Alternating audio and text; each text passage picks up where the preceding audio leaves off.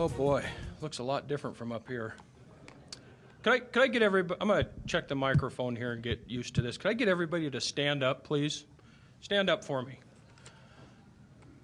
All right, just look around the room a little bit. All right, go ahead and be seated. And I want you to really think about why I had you stand.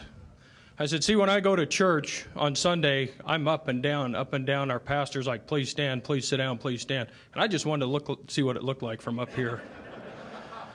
So now I know I don't want to be a preacher. So I want to thank everybody for coming to Las Vegas to partake in this historic occasion.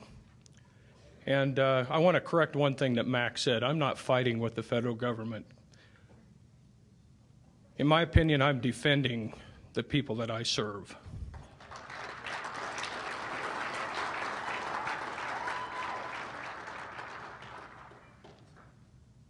Oh boy, why I got to where I'm at today.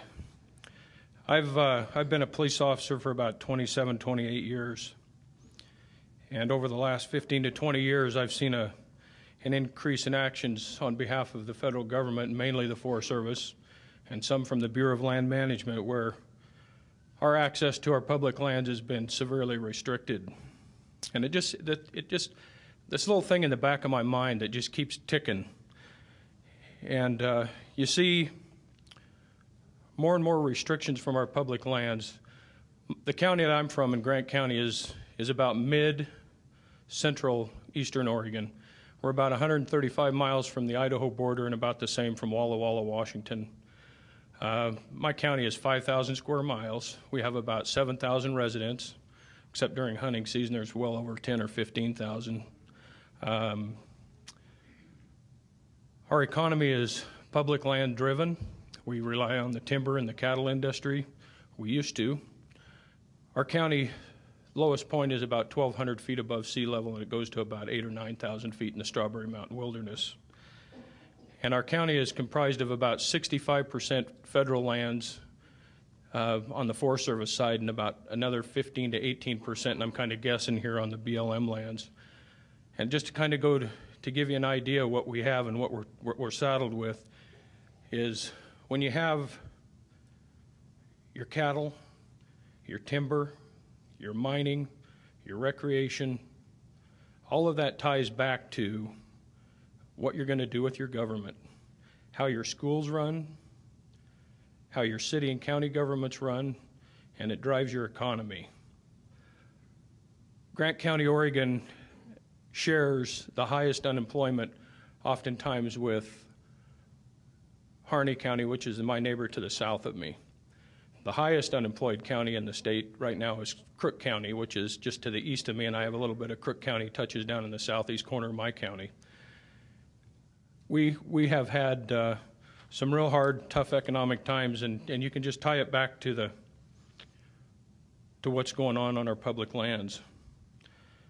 What really got me to thinking back in 2009 was I had about 8 or 9 people come to me and complain.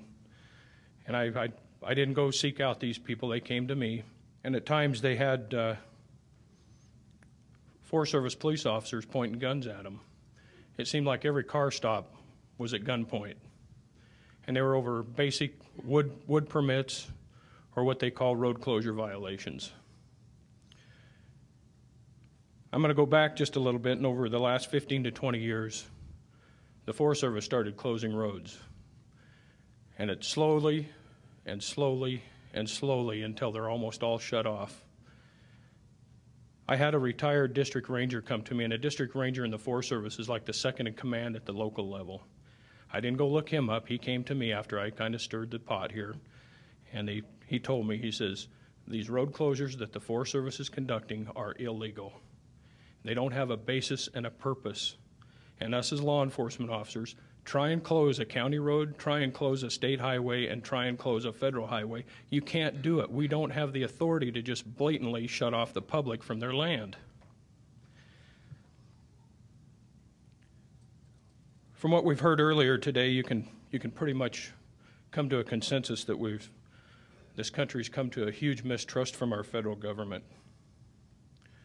Like I've said, the economics and hardships placed upon our citizens have become overbearing. Through my office as sheriff, we've seen a lot more foreclosures and repossessions of private property. We've had evictions, small claims go through the roof where we serve papers on the citizens in our county.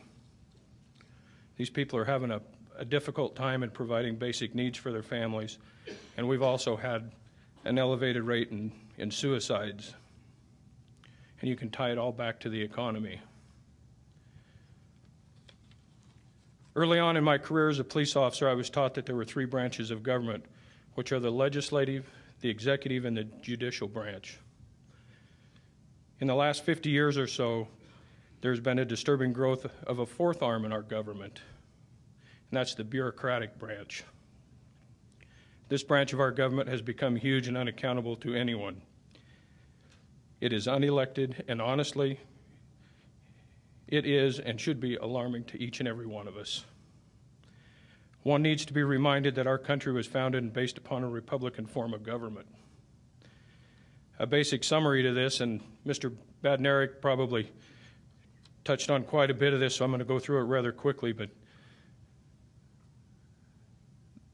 the Constitution is a contract between the several states and had been intended to limit, prohibit, and restrict our central or federal government. This document had never been intended to empower the federal government, and the framers of that document knew this from experience. A Republican form of government was designed and intended to be of the people, by the people, and for the people. This form of government establishes a hierarchy intended to be governed at the most local level and closest to the people. And what I say by this, folks, is when you have school boards, city councils, fire districts, all of those that are elected by our people within our areas, that is where the power remains, and it's with the people who empower those people to govern our lives, not from the top down. This would give the people that elect their leaders, the people that I, as a sheriff, I would protect their best interest and have them first and serve them first. I often see an overbearing federal government enacting rules and regulations that serve no one but a democratic form of government.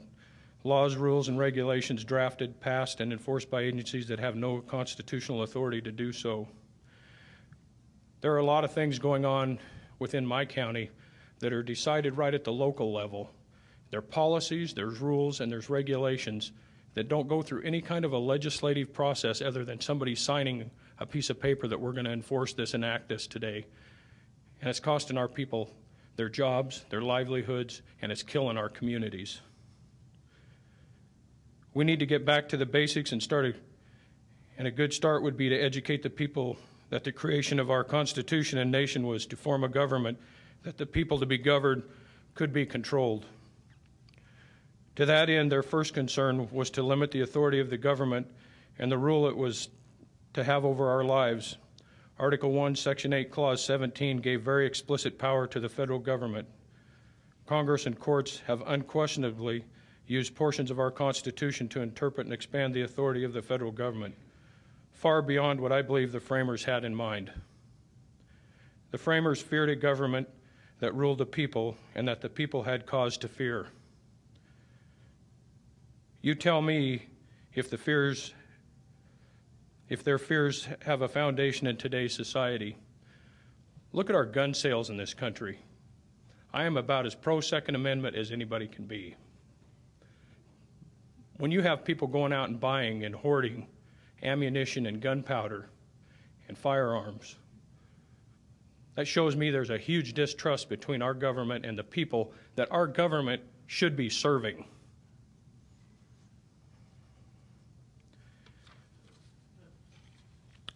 I'd like to share just a little bit on our oath of office. And I had you stand a little bit earlier. And I'd just like to ask you to take a stand and examine when you took your oath of office, where were you at mentally, and what it means to you right here inside.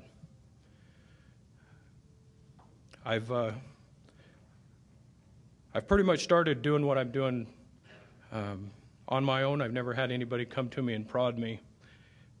I just got to the point where I was tired of seeing our economy and our communities turn into ghost towns and the public lands being shut off for no reason at all. And I think as sheriffs or police officers, we have a duty and an obligation to serve the people that put us in office first.